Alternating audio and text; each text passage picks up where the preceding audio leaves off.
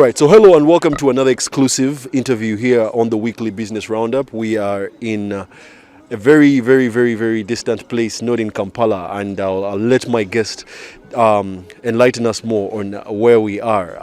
Hello, sir. Would you kindly introduce yourself, who you are, and what you do? Thank you very much. My name is David Alobo, Dr. David Alobo. I am the founder and CEO, Managing Director of the Xsabo Group.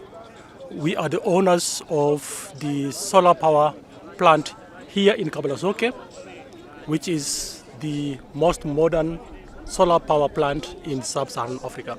All right. I would love to get to that a little later. Most modern solar power plant in sub-Saharan Africa. That's quite some bragging rights, yeah? But I see the project is quite a big project over here. How many acres is it situated on? Well, the entire piece of land is 140 acres for 20 megawatts, which translate into 22.7 megawatts peak. And of course, as you might know, the solar modules here automatically follow the sun as it moves from the east to the west. And for that, they need a little bit more space. In terms of acquisition of land, was it something that you partnered with government or this was a private initiative? How did you go about acquisition of this huge chunk of land? Unlike the plant in Kabalasoke, which is on leased land, this one was purchased by the Xsabo Foundation, the social corporate responsibility arm of the Xsabo Group. So, to develop this piece of this project, financing had to come in through UDB at some point.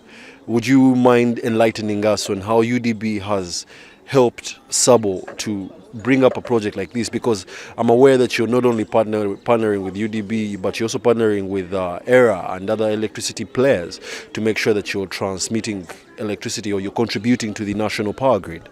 Would you enlighten us more on the scope of this arrangement? Our mission as the Xsabo Group is to power development as a way to pave a path for our people out of poverty and use commercial diplomacy to spur genuine prosperity. This is totally in line with the mission statement of UDB, with the goals and aspirations of UDB. So it was a perfect match right from the beginning. And UDB came in support of our very idea of saying, buy Ugandan, build Ugandan. So we are actually very proud that this plant proves that Ugandan banks, here represented by the Ugandan Development Bank, can actually finance these huge projects. Well, I must say that quite a number of enterprises find it hard accessing finance through the Uganda Development Bank for one or two reasons or another. How smooth was this on your side, and perhaps, I don't know, how different did you do it? I think we were riding on the back of the success that we had with the pilot solar power plant, also 20 megawatts, in Kabalasoke, which is the largest solar power plant in Eastern Central Africa. We had proved, even to doubters, that we can do it.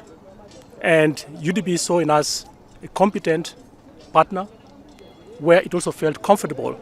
It could also meet its objectives of bettering the lives of Ugandans by collaborating with the Xsabo Group. So you're saying it was a success of the other power plant that this also was an easy, smooth ride to get? I thought it was a catalyst. It was a catalyst. It's a catalyst, yes. Okay.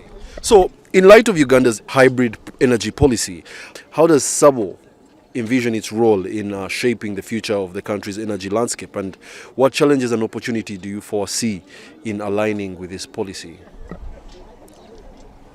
Our motto is business as unusual. What we have been doing across countries in Africa is to look into investment gaps and then try to fill them using our partners and using our commercial diplomacy capabilities. In Uganda, it happens to be renewable energy. We envision a community in Uganda, a country, an economy that is green, in the sense of being renewable, friendly to the environment, with social equity, electricity at equitable prices. And again, I come back to the word commercial diplomacy. We are in the process of deepening and enhancing our contribution to the development of this country by launching regional projects whereby we go into supporting industrial parks. And that would be a huge step in pushing and promoting the industrialization, economic transformation of this country through renewable energies. I see that your dreams are quite big, and from what I see, you're not only partnering with government, but of course, industrial parks. Does your business model revolve around working with, large enterprises, or are you also going to think about smaller enterprises or so? Because I'm seeing that not only for power or cooking, we're also seeing the EV industry coming up, the electronic vehicles. Any thoughts on that? The role of the Xsabo Group, and that defines our business philosophy, is what we call the best-in-class architecture. That means we work with global players, global leaders in their areas of cooperation. We are like a music conductor who does not have to play all the instruments himself. Somebody plays the drum, somebody plays the piano, somebody blows the whistle, and as conductors, we simply ensure that the music is nice and everyone enjoys it.